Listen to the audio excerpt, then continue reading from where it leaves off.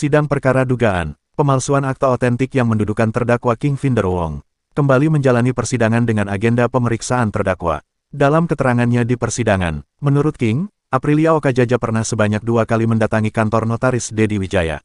Yang pertama saya tidak ikut masuk dan hanya menunggu di mobil sambil menerima telepon dari pasien, hanya Aprilia saja yang masuk tapi tidak lama. Setelah menemui notaris, Aprilia cerita selesai mengurus wasiat. Yang kedua sewaktu Aprilia baru pulang dari Taiwan. Di situ saya kembali diajak oleh Aprilia untuk tanda tangan wasiat yang dihadiri oleh notaris Dedi Wijaya dan 2 orang perempuan sebagai saksi. Dalam sidang terdakwa juga menceritakan terkait polis asuransi yang dimiliki mendiang Aprilia Okajaja di Allianz. King menyebut awalnya dia tidak mengetahuinya. Saya ditelepon pihak bank kalau Aprilia mempunyai asuransi, mereka minta polisnya dan saya jawab saya tidak ada polisnya, saya bilang polisnya hilang, tapi belakangan saya tahu kalau polis itu dipegang sama Harijana, kisahnya. Terkait pencairan polis asuransi milik mendiang Aprilia di Allianz. Menurut terdakwa King, dia pernah meminta kepada Harijana, namun tidak diberi. Harijana bilang tidak ada, terus saya memberikan kuasa kepada Ferry untuk membuatkan surat kehilangan, paparnya. Saudara kan tanda tangan surat kematian itu. Ya. Siapa yang mengurus mayatnya ini? Saya. Saudara. Saudara pulangkan ke rumahnya Aprilia juga? Iya. Kok tidak? Terus? Tidak. Saya langsung ke Aryo sana. Ke Aryo? Ya. Aryo itu sini, dekat sini ya? Aku dalam rumah sana? Iya. Aryo, di Noyo. Ya. Dibawa kemana jasadnya itu? Ke Adijasa. Adijasa. Sebelumnya ke Aryo untuk cari-cari anunya. Petinya. Nah terus? Diurus semuanya, diurus. Tidak ada keluarganya Aprilia yang mengurus jasadnya ini. Nah, Setelah disemayamkan, berapa hari disemayamkan di Adijasa ini? 3 hari, bulan 3 hari. Terus dikremasi? Ya. Di 29 dikremasi. Kalau nggak salah ya 29. Selama bersemayam di Adijasa sana, pernah saudara menengok dan lain sebagainya, nungguin gitu? 3 hari. Saya dampingi terus 3 hari. Ya. Terus gimana sih kondisinya itu? Ya kondisinya kan dimasukkan di es. Nah, setelah dikeluarkan mau masuk peti dia keluar darah. Nah, keluar darah itu biasa yang mulia itu setiap biasa orang itu gampang keluar darah karena pecah, pembuluh darahnya pecah karena kena dingin. Dikeluarkan gerak pecah, jadi pembuluh darah yang kecil bisa pecah. Dikeluar dari mata, hidung, mulut, telinga. Itu biasa banyak orang itu. Sebabnya kenapa ya? Sebanyak keluar darah. Iya. Jadi itu pembuluh darahnya pecah. Apakah semua mayat kan Iya dikeluarkan? semua, Nah, iya semua. Dulu teman saya meninggal begitu juga. Jadi banyak lah, tapi tidak semua. jadi menurut saudara sebagai sinsai dikatakan itu pembuluh darah yang pecah begitu ya? Ya, dokter-dokter juga tahu. Langsung dikremasi di sana. Setelah 3 hari. Ya di mana itu dikremasinya? Jadi saya lupa tempatnya di mana.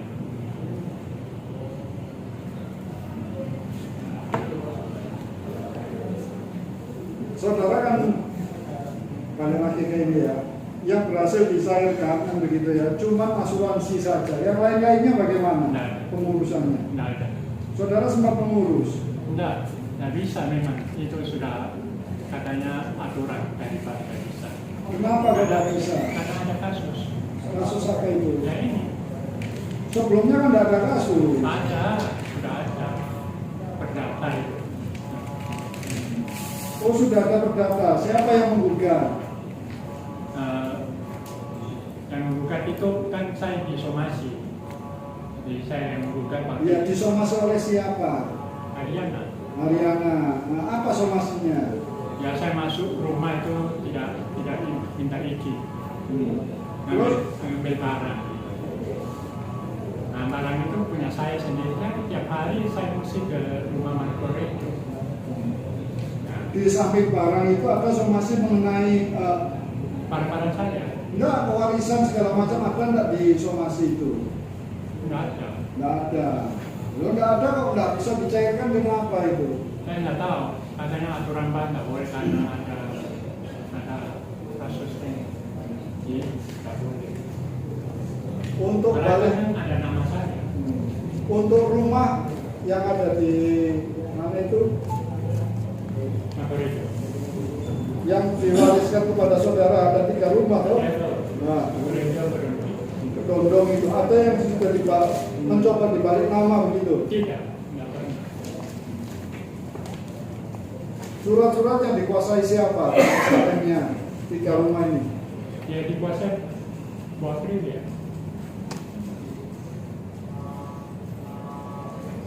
Untuk rekening tidak ada yang dicairkan. Nggak. Asuransi itu aja ya, Iya. 4M itu ya, kurang lebih ya. Ya. Terus perkara perdata yang dulu digugat itu gimana kelanjutannya? Wah, saya kurang ingat lagi karena dikelola oleh pengacara saya. Sudah ada putusannya belum? Misalnya ada. Apa putusannya? Ya waktu di PM itu saya kalah. Saudara kalah. Nah, terus PT kalah. kalah. Nah, di kasasi Kasasi saya kurang tahu. kurang tahu.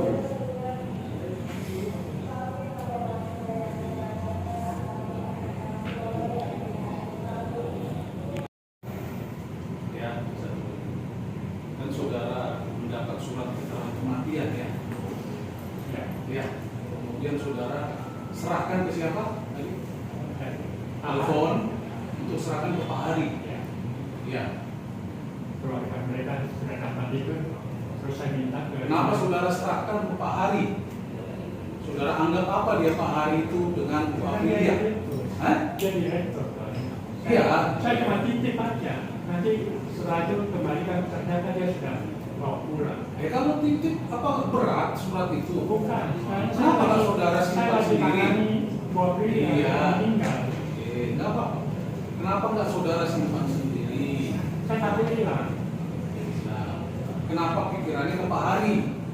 Ya karena saya kan dekat teman. Teman dengan Pak Hari. Iya. Nah, hubungannya Pak Hari dengan Bu Aprilia? Ya baik juga. Ya, hubungannya apa? Masih ada kerabat atau tidak?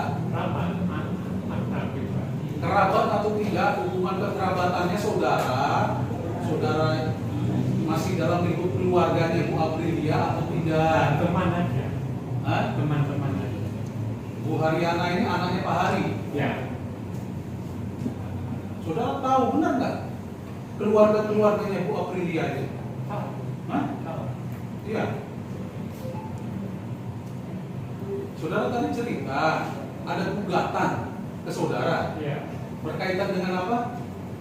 Nah ini mereka Waris. ahli waris. Nah, ada nggak Bu Haryana ini di dalam pihak dalam gugatan itu? Ikut nggak dia? Nah dia kan di Ada nggak pertanyaan saya? Ada nggak Bu Haryana ini, Bu Haryana ya, Haryana ini sebagai pihak dalam gugatan saudara itu? Ada nggak? Kenapa dia bisa menggugat saudara? Kalau dia tidak punya hubungan apa-apa dengan Bu Aprilia? disuruh sama saudaranya loh. Cobalah jujurlah. Betul. Hah? Kenapa orang menggugat berkaitan dengan waris kalau dia tidak merasa punya hubungan keluarga? Ya memang sudah kenal lama. Hubungan keluarga. Nah, keluarga itu bukan Hah? istilahnya ada hubungan darah, nggak ada. Nggak ada hubungan darah. Jadi selama saudara digugat, saudara beranggapan Bu Haryana itu bukan keluarganya Bu Aprilia. Memang bukan. Tuh. Kemudian, kenapa dikasih ke dia, ke bapaknya Haryana ini? maksudnya? Surat kematian itu kenapa dikasih? Ya, Kalau ya tadi saudara sudah jawab ya. ya. Ada nggak pesan kepada Pak Hari? Siapa Pak? Hari Soeharto Nah, pesan ke saudara. Pak titip ya suratnya ya. Sesok tak ambil. Ada nggak? nggak mau gitu. Nah saudara ngomong apa sama Pak? Saya cuma titip aja. Coba diberikan gitu. Berarti dia datang ke Nah, rumah sakit. saya kasih Pak Hari itu melalui tangannya Pak Amponi, Siapa itu Antoni? pegawai Pegawai siapa? Ali. Jadi yang serahkan ke Pak Hari. Saya minta sama dia bilang sudah diserahkan Pak Hari. Jadi data pertama saya ke rumahnya minta kembali, tapi dia nggak dibilang nggak. Kenapa saudara meminta kembali surat itu? Jadi untuk supaya mengurus asuransi itu Saudara menganggap itu penting. bukan penting. Pihak asuransi sudah minta. Iya, makanya saudara menganggap itu penting. Iya. Saudara mau semua harta-harta dalam wasiat itu mau ke saudara? Ya bukan mau atau tidak mau kan sudah disuruh sama Bu Akre. Saya kasihkan. Jadi pertanyaannya mau nggak? Ya, Karena ya Ya mau aja. kita diberi, Iya. bisa juga kita menolak. Iya. Kalau hutang, saya wariskan hutang ke saudara, saudara mau nggak? Tidak Iya, kita mau. Ya, kalau waris itu bisa kita menerima, bisa kita juga menolak. Betul. Iya kan? Ya. Saya tidak menolak. Nah, tapi saudara mau semuanya. Kalau tidak ada masalah ini, saudara mau semua harta itu. Boleh. Boleh. Boleh.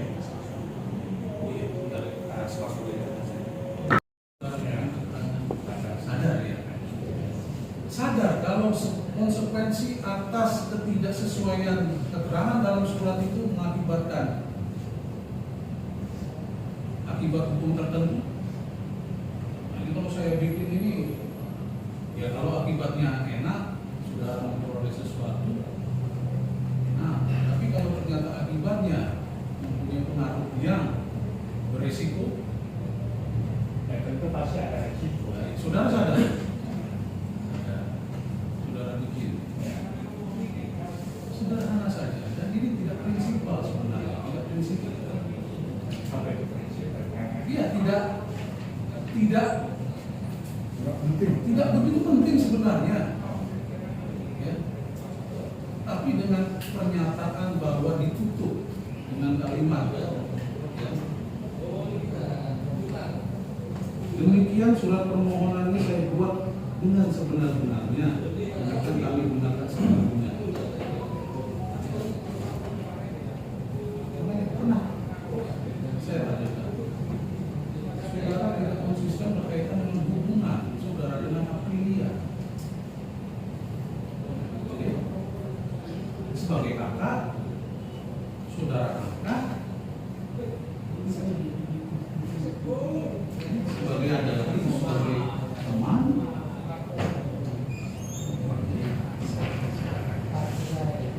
Itu kan enggak prinsip. Yang jelas saya sama Pak itu hubungannya dekat. Iya, ya kedekatan itu kan ada berbagai macam kedekatan itu kita bisa klasifikasikan dia sebagai teman. Saya dengan ketua majelis saya dekat, tapi saya sebagai teman dekat. Apa dia saudara kakak saya atau adik saya? Enggak. Ya. Itu teman. Apa sesuatu itu menerangkan bahwa ini teman saya? Kenapa harus disebutkan kakak? Panggilannya biasa kita kalau orang Tionghoa begitu, kakak, adik. Oh, saya orang Tionghoa, saya orang Batak. Ya, Ya, kalau saya salah ketemu satu sama orang bangsa Batak, begitu. iya. Betul. Hah? Cuma panggilan aja. Ya kenapa nggak disebut teman? Ya, dianggap teman, dianggap kakak, boleh aja. Gak apa-apa. Karena ini kan sudah dekat. Gitu ya. Dan kita sudah kenal lama, 40 tahun lebih. Iya, makanya kita sudah kenal seperti itu. Ya. Ya kenapa kalau oke lah kakak ya kakak semua lah. Kenapa ada saudara angkat tiba-tiba di surat yang itu, surat ini kakak, yang itu teman. Kenapa nggak kalau memang pilih teman, kakak, oke, saya angkat. Ini kakak lah terus konsisten. Kenapa? Ya, saya cuma tahunya saya hubungan sama Bapak itu dekat. Iya, sebutannya. Saya pun juga punya kenalan kalau sudah dekat saya panggil, misalnya sama Hatip Bang. Selamat siang Bang. Kenapa? Saya pernah satu kantor. Saya dekat, saya merasa emosional ada, saya panggil. Mau siapapun yang saya temui, itu abang saya. Tidak berubah. Baik, itu teman kantor.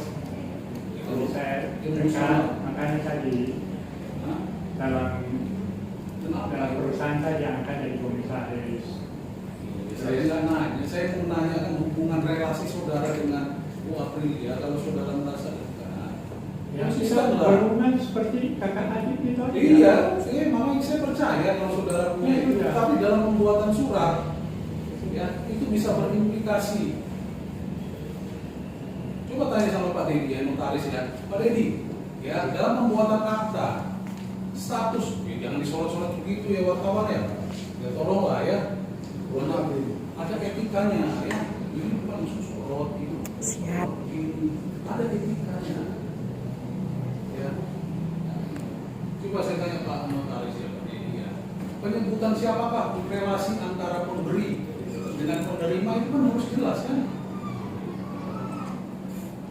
Apa yang sejelas-jelasnya, ya kan?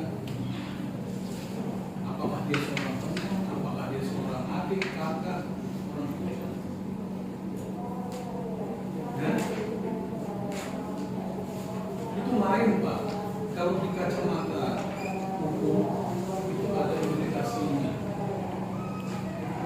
Ini terhadap penyebutan ini. Saudara sadar mengatakan bahwa dia kakak saya. Ya. Kemudian makanya kenapa berubah jadi saudara angkat?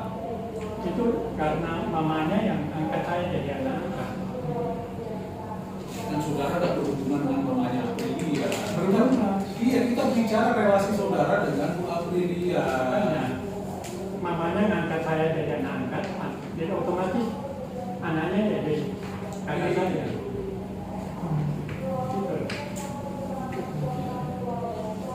Itu masalah. Ini, mohon maaf, kalau orang Tionghoa dia tidak suka dengan anaknya, dia keluarkan dari keluarga, itu diumumkan di koran.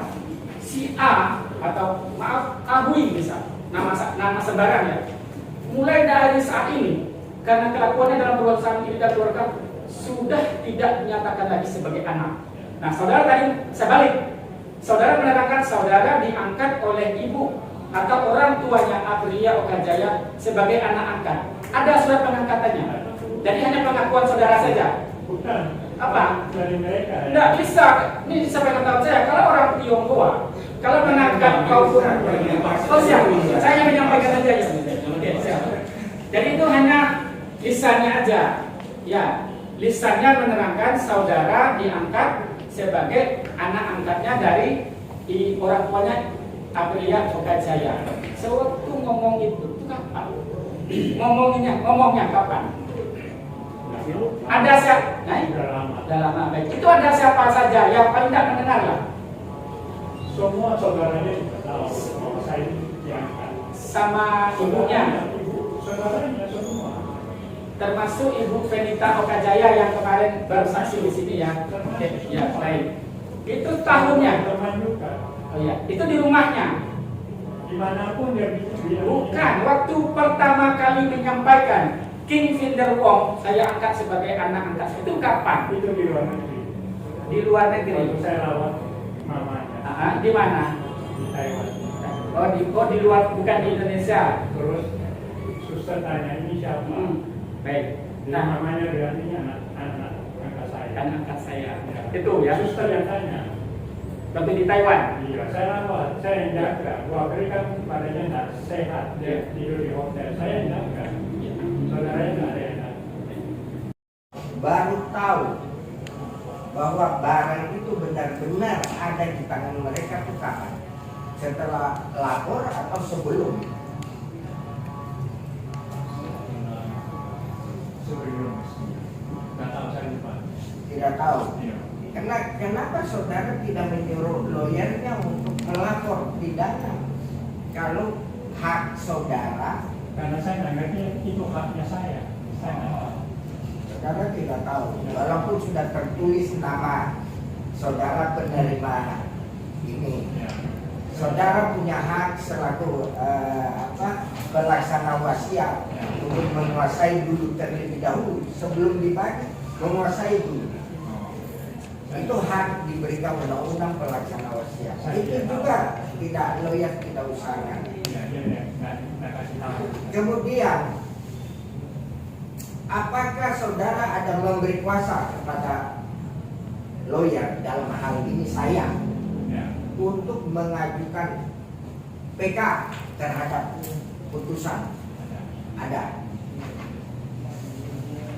Kami rasa cukup. Usai persidangan, kuasa hukum terdakwa King Finder Wong mengaku puas dengan sidang pemeriksaan terdakwa ini. Nampak jelas kalau terdakwa King tidak berperan nyata. Semua yang terdakwa lakukan itu sesuai dengan haknya dia. Ya, tanggapan ya nampak jelas bahwa terdakwa itu tidak ada peran apa-apa.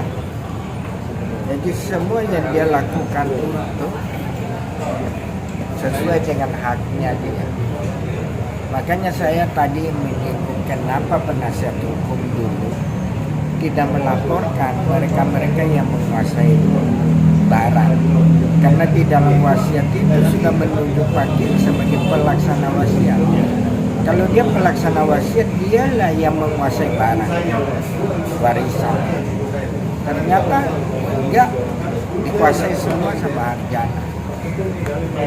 Ke depan nanti langkahnya Ya pasti kita melaporkan pidana. untuk pelaksana wasiat tadi.